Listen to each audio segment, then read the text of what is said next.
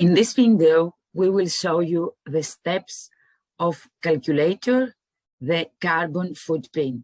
First of all, select the country, the period from 1st June until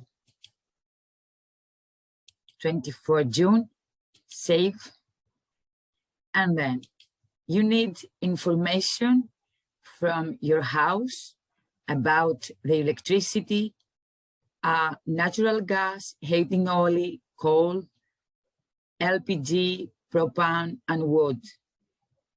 Are you using any flights in this period?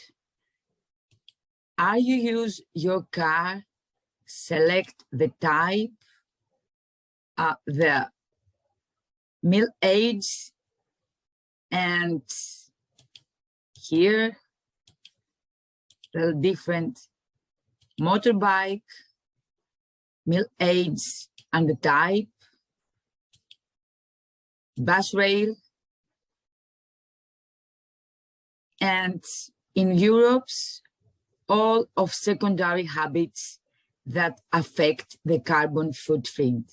The most important is the final step that you have the results, and then you can take ideas of how you reduce your carbon footprint.